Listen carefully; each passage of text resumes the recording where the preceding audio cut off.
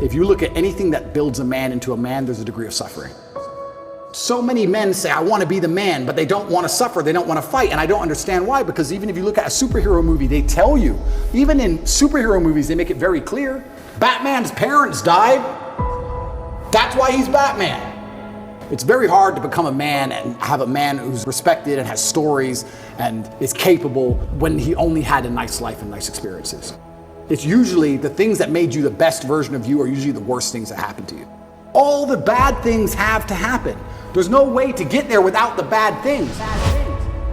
Where do you find the strength when you're in these difficult situations? I always find the strength from my last name. I'm Andrew Tate. I'm Andrew Tate, so I just have to do it. I'm in a Romanian jail cell. I wake up, there's cockroaches in my bed. They're all over my face.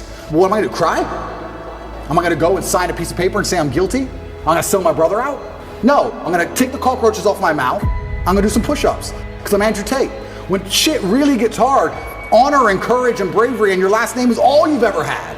Especially with men, none of them are bestowed with the things that the masculine essence needs to be a good man. You need pride, you need honor.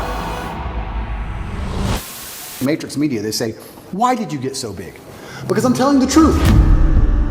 I'm telling the truth, which every man knows is intrinsically true in his heart, because God has instilled him with a basic degree of morality of right and wrong. I'm saying things to a 17-year-old boy and he's going, he makes sense. I get it. Everything I was told so far just didn't quite click, but this does.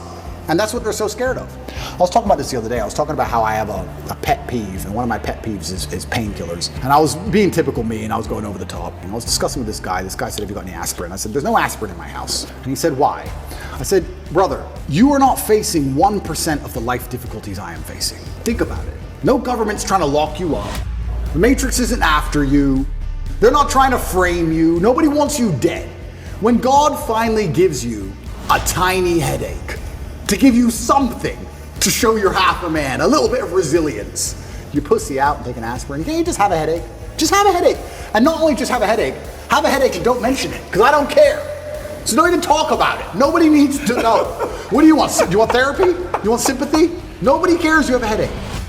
Shut